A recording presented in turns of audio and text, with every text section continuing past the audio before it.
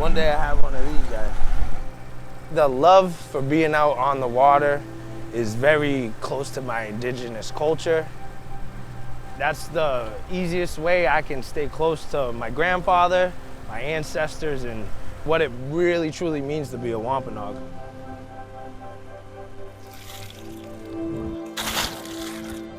Unfortunately, through ways of pollution and overfishing, now the wild fishery isn't what it used to be.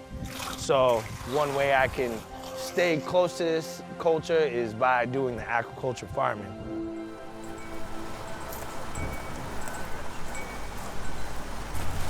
This pays my bills when nothing else does, you know?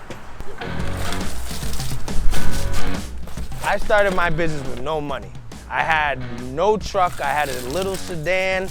I used to put the baskets in the back. My whole car just smelled like rotten seafood. But you know, I would go out there in my waders and truck around in the mud and make a couple $100. Eventually, I bought a truck.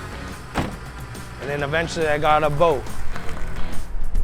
You know, I learned all my fishing techniques from my grandfather.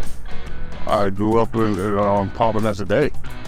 My father died when I was 10. My mother had 15 kids. Everybody had to work. I can't do it like I used to, of course, but that's the way it is. That's the way we were brought up. Not the fastest ride, but it worked.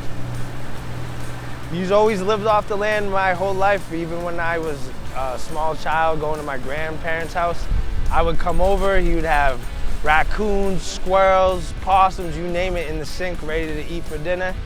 You know, obviously as a kid, he'd be like, "You want a squirrel for dinner?" I was like, "No, I'll take chicken nuggets." But now I appreciate that. In my mid-20s, we reunited and kind of became a fishing team, you know. He's the reason I am Wampanoag. And big thing about tribal communities, we really like to take care of our elders. So I take so much pride in being able to give them the opportunity now to do something a little easier.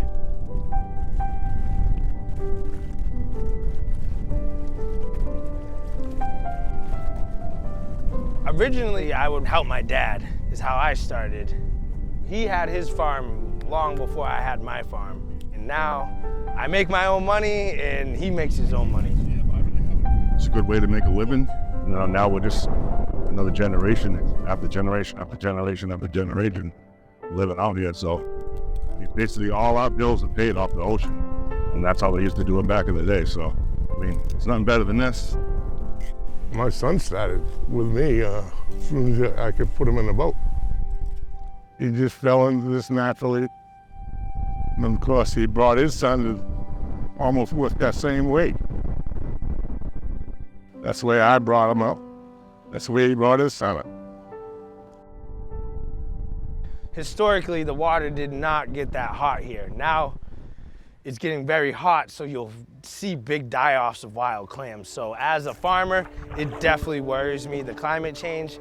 The one benefit to the aquaculture farming, which to me ties in with being indigenous, is it actually helps restore the environment and clean the environment from the human pollution that we're putting in here.